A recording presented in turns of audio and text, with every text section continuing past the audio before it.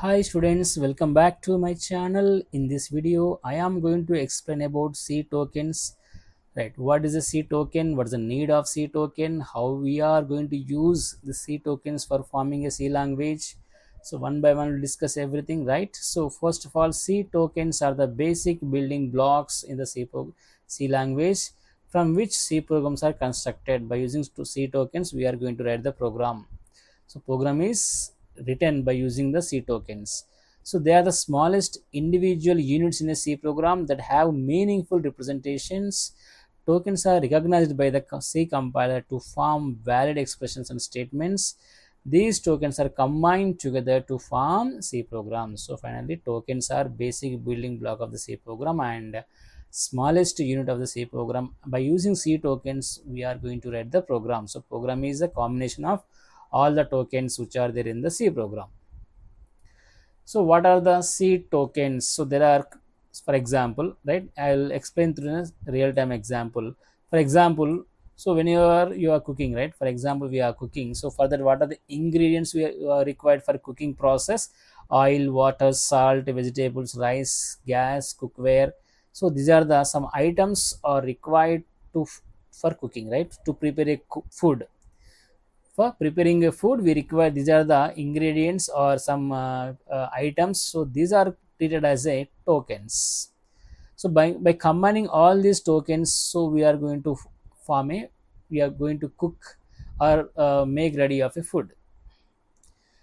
Construction of house, so bricks, cement, iron, etc. are the tokens which are combined together to form a construction of a house. Okay. So bricks are basic building block of the house. Generally, we say no. Bricks are basic building block of the house. Forming English language, alphabets, words, vocabulary, grammar. These are all combined together are to form an English language. So these are the tokens I am considering here. Right. So there are six types of C tokens: keywords, identifiers, constants, strings, special symbols, and operators. So all these six, by using six C tokens, we are going to form we are going to write the C program or construct a C program. So these are the various six types of tokens are available in the C language. So special symbol punctuators are keywords, operators, identifiers, constant, and strings. So these are the tokens of a C language. We'll discuss one by one just a definition, and I'll make separate video for each and every keyword. So keywords are reserved words for predefined in the C language. Int, float, return. So these are the predefined keyword. So the functionality of the keyword doesn't change. For example, I'm writing here, right, int a equal to 10. So int is a keyword. The meaning of the keyword doesn't change, right? So that is nothing but int, float. So these are the keywords, conditional and control statements. So these are the conditional control keywords. They do not change the meaning of that keywords throughout the C program. So next, identifiers, user defined names for variables, functions, and arrays. For example, I'm writing here, right? So I'm declaring int sum equal to a plus b. So int is a keyword, sum is a identifier, and identifier are variable. So this is a and b. I'm assigning some values. They are also variable, right? So a plus b. So this is nothing but right. These are the keywords. These are the variables I'm declaring are identifiers. And so identifier. What is the purpose of this sum? Sum is an identifier where my result of a plus b is stored. So that is nothing but user defined names for variables, functions. Okay na? So like that I can give the name of the variable, so name of the function, name of the array. Okay, so some area, total, I, j, and average, these are the identifiers or variables. Next, constant. So constant values do not change during the program execution. For example, I am writing a equal to 10. So 10 is a number, right? 10 is a number, so which cannot be modified.